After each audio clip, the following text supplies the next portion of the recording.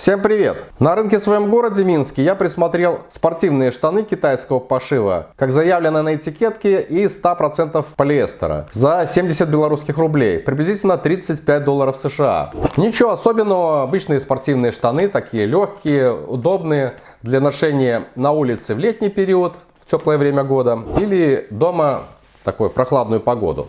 И в то же время на AliExpress я присмотрел, как заявлено на сайте, именно велоштаны за $19. Но это не те, я бы сказал, лосины, в которые гоняют профессиональные велосипедисты. Такие обычные штаны спортивные для велопрогулок. Вот решил протестировать. И вот из магазина «Чумовая дорога» на AliExpress за долгие 40 дней с отслеживаемым трек-номером прибыли мне штаны от уже известного мне китайского производителя Rock Bros. Известен по велосипедным, конечно же, аксессуарам. Но китайцы есть китайцы, они могут выпустить какую-то модель электроники, даже одежды, а лейбл нацепить любой. Видел подобные штаны и под брендом Westbikking, известным мне, потому что ранее покупал у них велорюкзак, и также Santic. Ну, от Rock Bros у меня есть спортивные велоочки и такая сумочка или как ее еще называют, кошелек на велосипедную раму. Штаны по цене $19.11 это, конечно, выгоднее, чем покупать в своем городе за $35. В официальном магазине бренда на AliExpress, есть такой магазин даже, такие штаны предлагают немного дороже, за $23.93. Но за счет банданы в качестве оплачиваемого вами, покупателям, подарка. Размер есть от S до 4XL. И уточню, что есть подобная модель, но у меня легкая модель летняя, а есть еще утепленная. Пакет оценили $8, вес 324 грамма. Я уже вскрывал, чтобы понять, что здесь находится.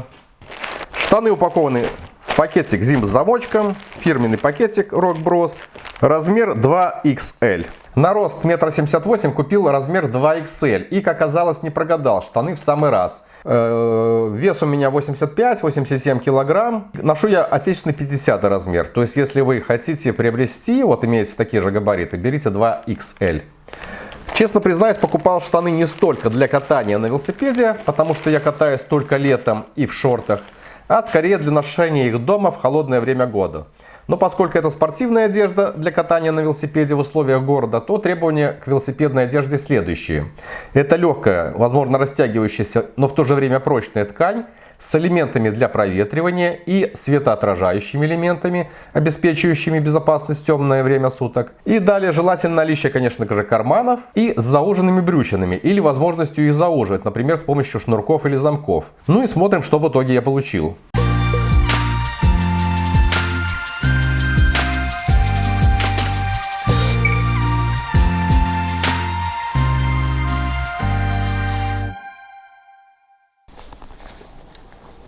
Согласно вшитой этикетке, штаны пошиты из 86% полиэстера, 14% нити из спандекса, которые позволяют ткани растягиваться, азиатский размер 2XL и правила ухода за тканью. Есть ссылка на официальный сайт изготовителя.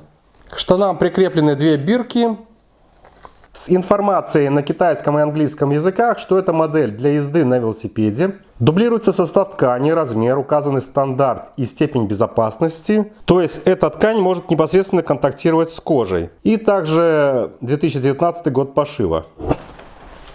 Кстати, пошив фабричный, но очень-очень много необрезанных ниток. О, вообще длинная какая. От кармана до нижнего замка. В поясе имеется широкая резинка и изнутри штанов шнурок для затягивания. На ширинке имеется крючок и замок молния пластиковая с металлическим бегунком. Ну, такая недорогая молния. Крючок металлический, да. И какой-то такой латунный или бронзовый.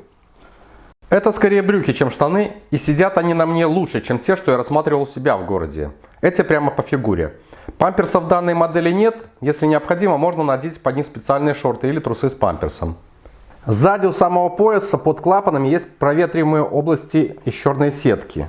Две маленькие такие ячейки. Светоотражающей краской нанесен логотип фабрики на левой штанине. И сзади под коленом 4 белые полоски. По бокам у колена вшиты из очень плотной ткани светоотражающие уголки, по 2 на каждой брючине. Карманов всего 2 по бокам, вшиты в боковые клинья. Моя ладонь в них погружается полностью. Внутри кармана ткань, обращенная к ноге, плотная, а другая половина из сетки. Замки вшиты за клапанами от ветра. Кстати, все замки на брюках разные, цветные и пластиковые, бегунки металлические. Ниже, как только заканчивается карман, за боковой строчкой, то есть сбоку, но сзади, начинается красный замок кармашков для проветривания.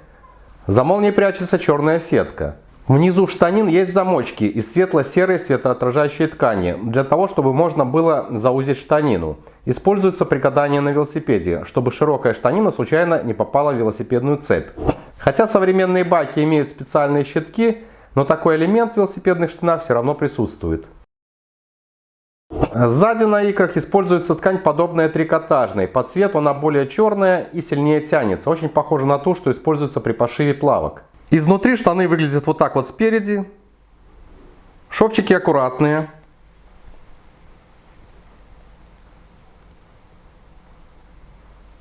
И вот так вот сзади. Вот эти все сеточки для проветривания. Сзади, по бокам.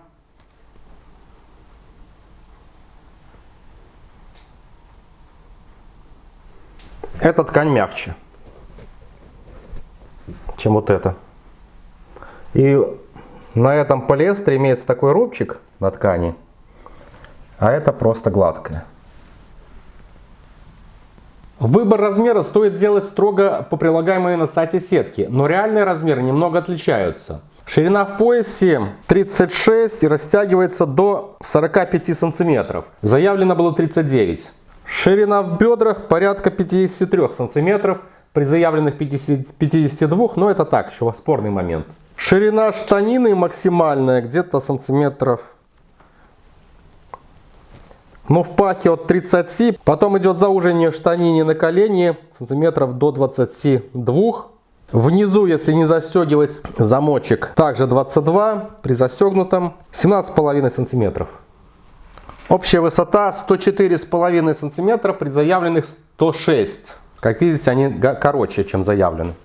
Штаны хорошие, мне очень понравились. Внешне полностью подобны тем, что проиллюстрированы на странице с лотом. На сайте позиционируются они как унисекс. И главный недостаток этих штанов, на мой взгляд, и скорее всего из-за этого они очень недорогие, это использованная нить для пошива. Она очень тонкая и легко рвется руками. Ну а также из-за огромного количества необрезанных ниток, идеальными я назвать их не могу. Но к покупке рекомендую, ссылка в описании.